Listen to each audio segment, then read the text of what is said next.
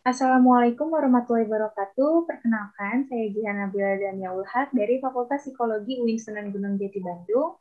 Kali ini saya akan mempresentasikan hasil penelitian saya dengan tema psikologi komunitas.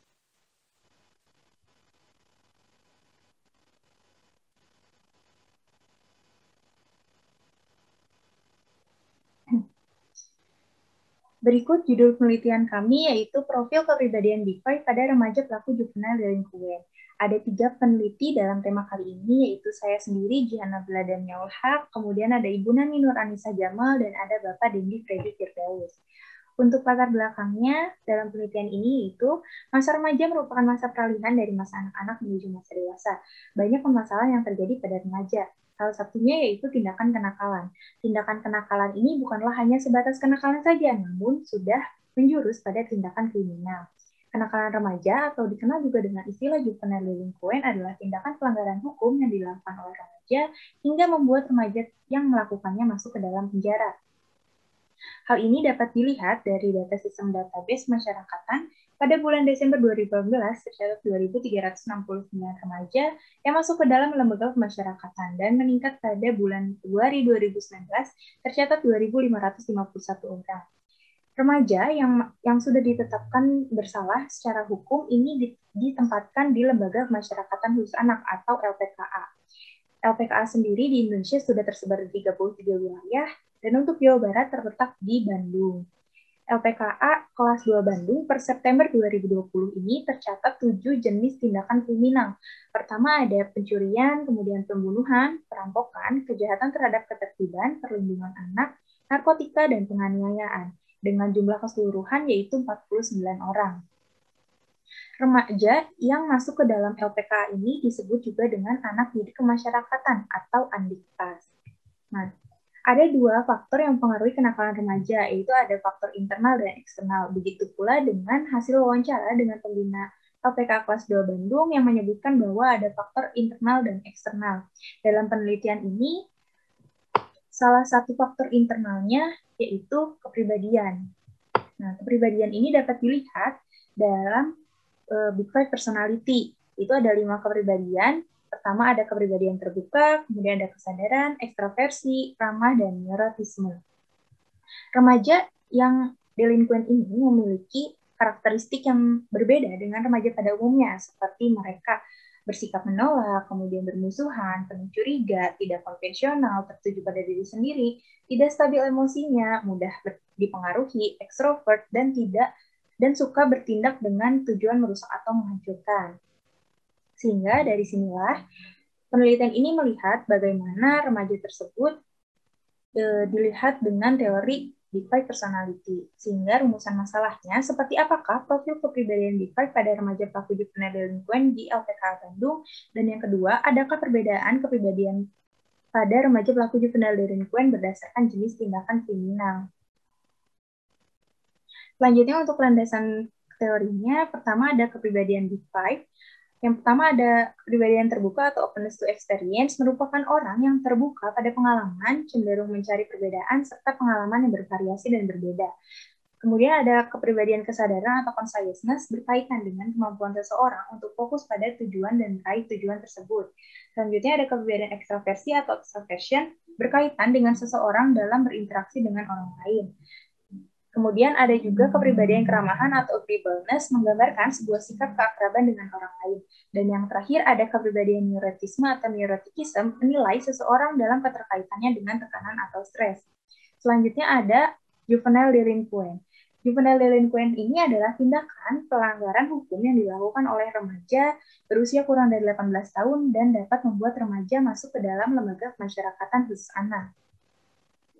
Kerangka pemikiran dalam penelitian ini adalah remaja juvenile delinquent itu yang sudah masuk ke dalam lembaga pemasyarakatan khusus anak, ini sudah ditetapkan jenis tindakan kriminalnya.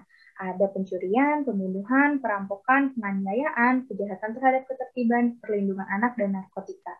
Mereka ini memiliki karakteristik yang berbeda, seperti mereka kurang berinteraksi dengan masyarakat, kemudian juga senang terlibat dalam kegiatan bahaya, kemudian juga mereka kurang memiliki sifat disiplin.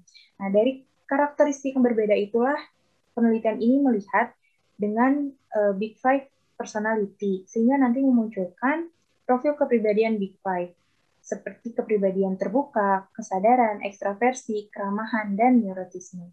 Sehingga hipotesis dari penelitian ini adalah terdapat perbedaan kepribadian pada remaja pelaku juvenile delinquent berdasarkan jenis tindakan kriminal.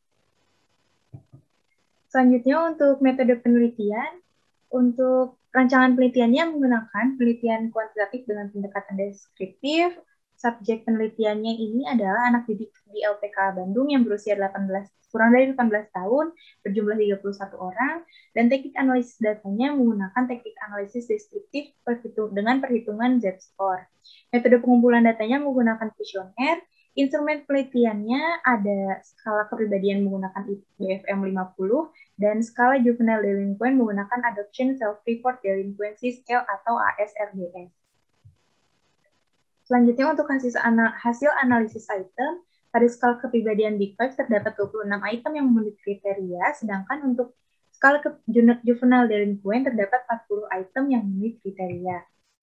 Selanjutnya untuk hasil uji validitas, pada skala kepribadian Big Five dan skala juvenile delinquent ini memiliki nilai koefisien korelasi di atas 0,3, yang artinya analisis item ini validitasnya baik atau tinggi dan sangat tinggi.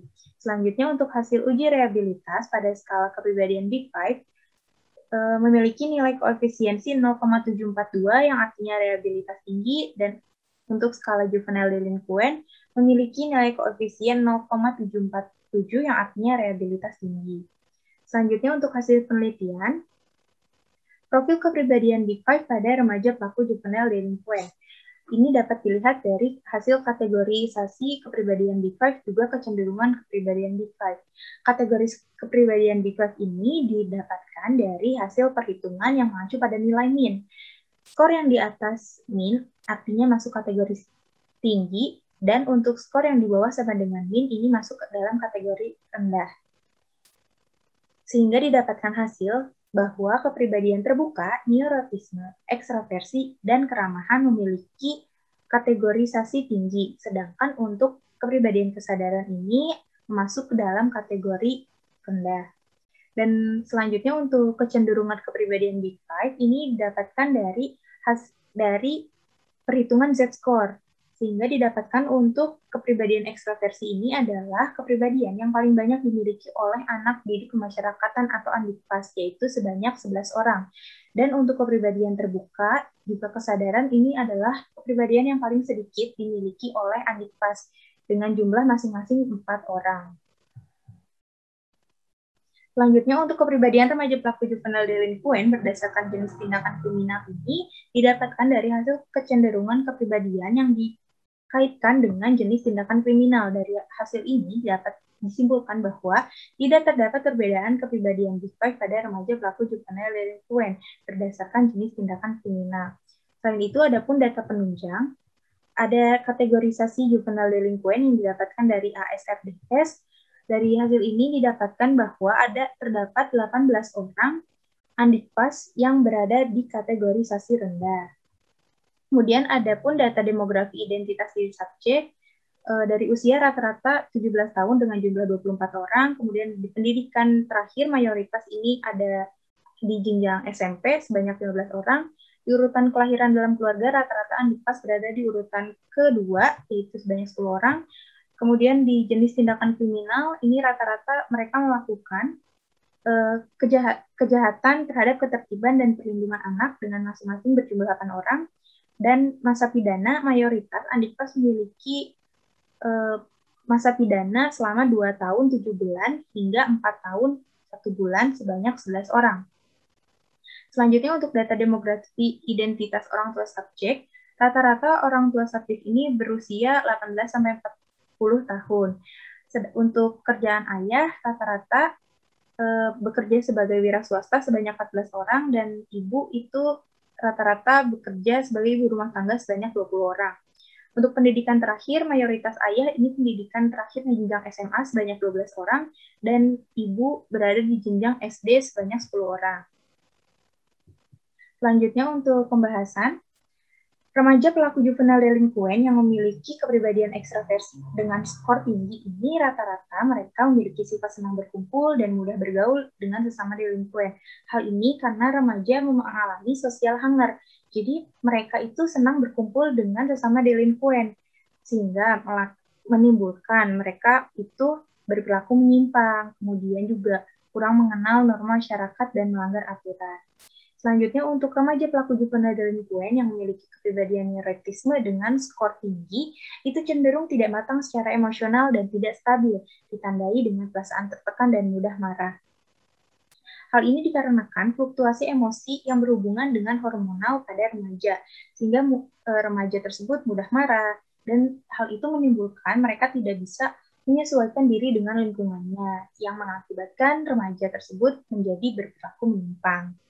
Selanjutnya, untuk remaja pelaku juvenile delinquent dengan skor tinggi pada kepribadian keramahan ini mempunyai sikap cenderung mengikuti sesama remaja pada pelaku juvenile delinquent seperti bersikap kasar pada orang lain. Hal ini dapat membuat remaja melakukan tindakan yang melanggar norma masyarakat. Karena adanya sifat konformitas pada remaja delinquent ini, ketika mereka berkumpul, mereka ada timbul rasa bersikap kasar. Kemudian juga pada kelompok tersebut adanya tolong-menolong, kemudian peduli dan kerjasama. Hal itulah yang membuat anak didik kemasyarakatan atau remaja juvenile delinquent ini melanggar aturan bersama-sama seperti tawuran. Selanjutnya, untuk remaja pelaku juvenile delinquent yang memiliki kepribadian kesadaran dengan skor tinggi ini, adanya sifat ambisius untuk mendapatkan penghargaan diri di kelompoknya. Mereka ini ambisius untuk mendapatkan penghargaan diri, semisal mereka itu berhasil melakukan suatu tindakan kejahatan. Ketika mereka berhasil, mereka mendapatkan penghargaan atau pujian dari kelompoknya, sehingga mereka berani melakukan tindakan apapun itu demi mendapatkan pujian dari kelompoknya. Nah, sedangkan untuk kepribadian kesadaran pada skor rendah itu memunculkan sifat malas yang menimbulkan remaja itu bolos sekolah hingga dikeluarkan dari sekolah. Hal itulah yang membuat remaja ini berperilaku menyimpang dan tidak dapat menyesuaikan diri dengan lingkungannya. Dan yang terakhir, untuk remaja pelaku juvenile delinquent yang memiliki kepribadian terbuka dengan skor tinggi, ini cenderung penuh dengan rasa penasaran dan memenuhi rasa penasaran tersebut dengan berbagai cara. Namun untuk remaja juvenile delinquent ini rata-rata mereka melakukan dengan cara-cara yang negatif, seperti melibatkan diri dalam kegiatan bahaya, walaupun mereka mengetahui resiko yang terjadi.